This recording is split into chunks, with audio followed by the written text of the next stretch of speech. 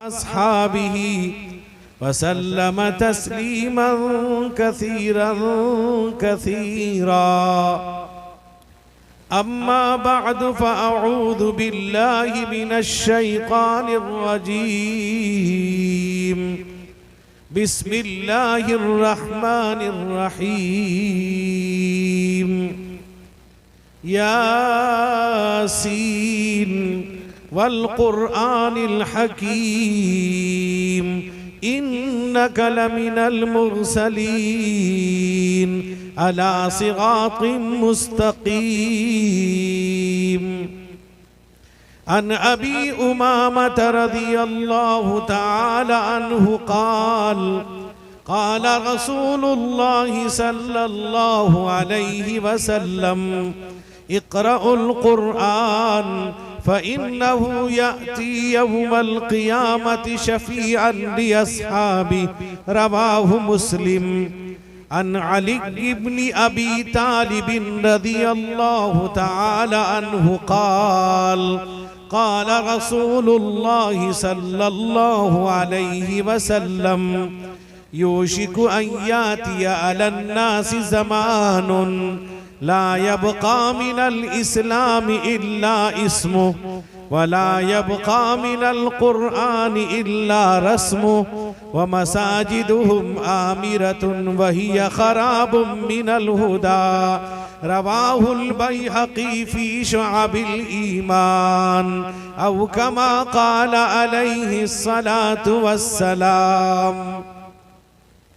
एक मरतबा दरूद पाक पढ़ लीजिए। अल्लाहुम्मा सल्लि अला सय्यिदिना शफ़ीइना मौलाना मुहम्मदिन नबील उम्मी व अला आलिही व अस्हाबिही व बारिक वसल्लिम। सामने आवाज आती है।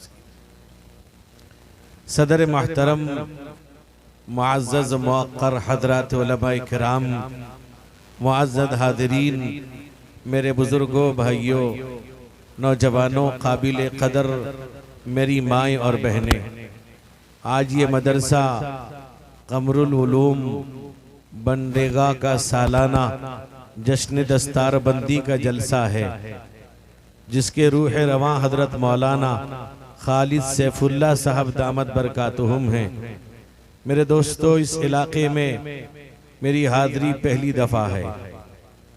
हालांकि होना तो ये चाहिए कि खुद से इस इलाके में हाज़री होती, लेकिन नाम भी मैंने पहली दफ़ा सुना। और जनाब लियाकत साहब राजपत्रा वाले, इनका बार बार इसरार रहा कि आपको हाज़री देनी है। हालांकि जमीयत उलमा उड़ीसा के ताल्लुक़ से उड़ीसा के मुख्तलिफ ज़िलों में जहां काम होता है और यहाँ भी हमें आना चाहिए, जबकि आप ही के ज़िले के सदर महतरम और हम सब के मुरब्बी व करम फरमा मुहसिन मिल्लत अमीर मिल्लत हजरत मौलाना अरशद साहब रावल केला, जो उड़ीसा जमीयत के सदर महतरम हैं और आज के इस इजलास के भी सदर महतरम हैं, हजरत वाला तशरीफ़ फरमा है। इसी तरह मेरे मुरब्बी मुकर्रम हजरत मौलाना मुनव्वर साहब, जो बेल पहाड़ इदारे के रूह रवां, वो भी तशरीफ़ रखते हैं। मुख्तलिफ मोतबर मुस्तनद उलमा इकराम, और आज के इस सफ़र में हमारे बेल पहाड़ के जनाब आरिफ साहब रहबर रहे। बहरहाल मैं आपके इस इलाके में हाजिर हुआ हूँ। मेरे दोस्तों, असल तो ये है कि हमको अपने मेहमान की बात सुननी है। मैं मेहमान नहीं, मैं आपके घर का हूँ और जमीयत उलमा की जिम्मेदारी के ताल्लुक़ से मैं माजरत चाहूँगा कि आपकी यहाँ बड़ी देर से हाज़री हुई है। मेरे दोस्तों, स्टेज पर और आपके हमारे महबूब शायर और सबके दिलों की धड़कन जनाब दिल खैराबादी साहब तशरीफ़ रखते हैं, जो हम सब के महबूब हैं।